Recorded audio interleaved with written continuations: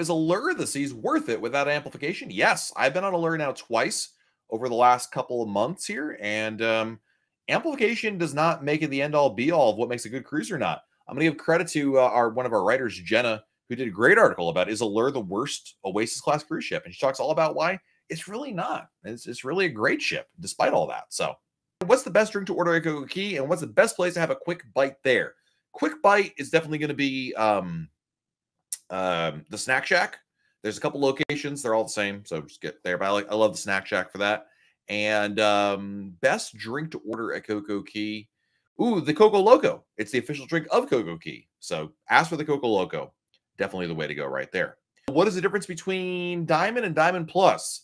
About 100 or so, or whatever, 70 Crown and Anchor points.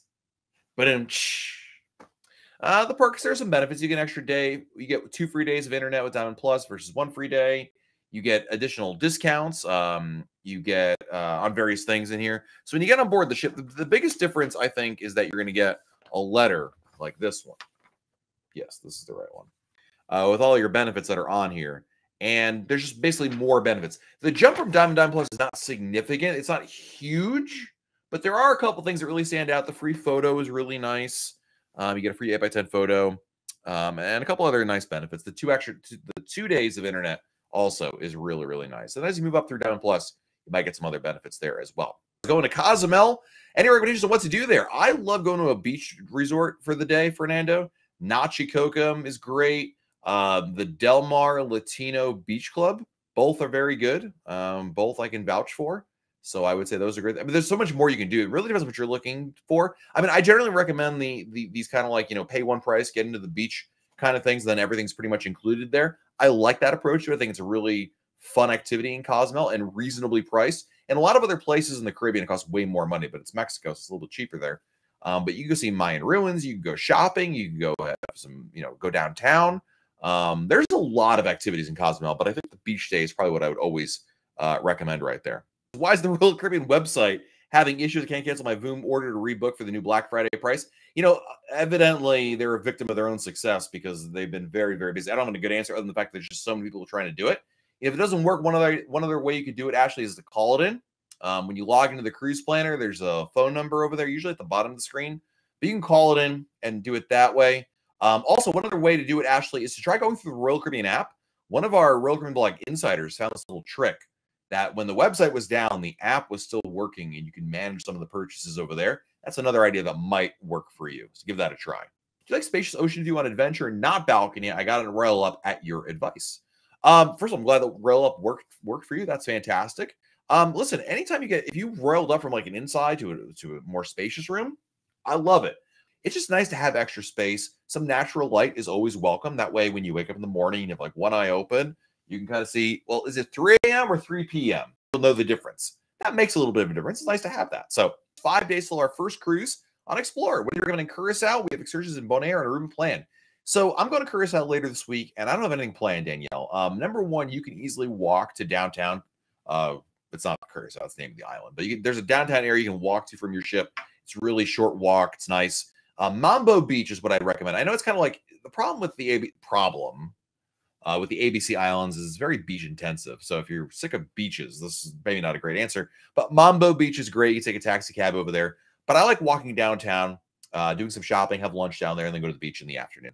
Might not be a bad idea. So me and my wife got a Promenade view room, non-conjoined. We're wondering if all the Promenade noise bleeds into the room. I mean, would you hear something when there's a parade downstairs or if something's playing in the daytime? Yeah, a little bit, but it's really not bad at all. Ben, we just stayed in connecting Promenade view rooms on Independence of the Seas in October, and it was great. Had no issues at all. I slept like a baby. So I really don't think that'd be an issue at all.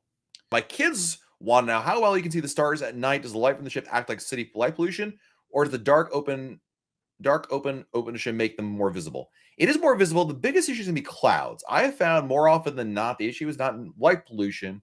The issue are clouds, but you can see them. Yeah. Especially if you go out if you have a ship, you can go on the bow of the ship, on the helipad.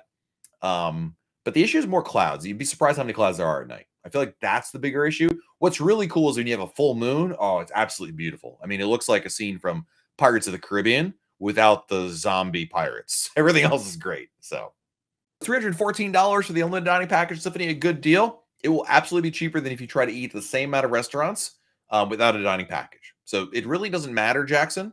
I guarantee you the dining package will get you, you know, all the dinners and even lunches on sea days for like half the cost of buying those same amount of restaurants on board individually. So it's ultimately, it doesn't matter if you want to eat at a specialty restaurant every day of your cruise. Let's put it that way. Do any royal cruises have solar rooms? Yeah, there's about a dozen or so ships that have solar rooms. Some ships have like literally 2 solo cabins. And some of the like Anthem of the Seas has like 14 at the most. There's not many. But yes, there's about a dozen or so.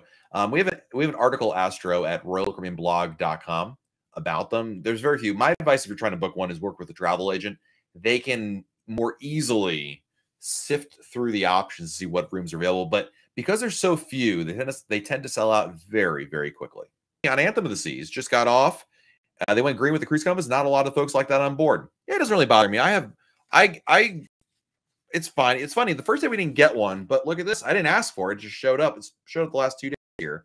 I don't think it's a big deal. I'm going to tell you why. And I'm not going to convince anybody. I'm sure those folks won't care what I say. But I will say the reason why I like the cruise compass, it doesn't matter if you get, I like the paper one. I do admit it is much easier to quickly, at a glance, see everything that's here. I'm with you on that. But the Royal Caribbean app is very good. It has all the things in there. I like the reminder feature, which has everything there. And most importantly, you can still get the digital one of these on your phone. So let me see if I can, in fact, I know I can pull it up. So on your phone, they have a digital copy of it. And every day you can also pull that up there. And this has all the listings there. Now, I know it's not as tangible. If people like the paper, I get that. But the information is there. That's the most important thing. So I've kind of like made my peace with it. And I really do. This doesn't bother me. When I get the paper one, honestly, I rarely look at it. I'm more in the Royal Caribbean app now. I think they've done a nice job there. So for our next booking, would you suggest using MEI travel or booking the next cruise while on the ship? Both. Here's what you want to do, Rick. You want to, let me put it this way.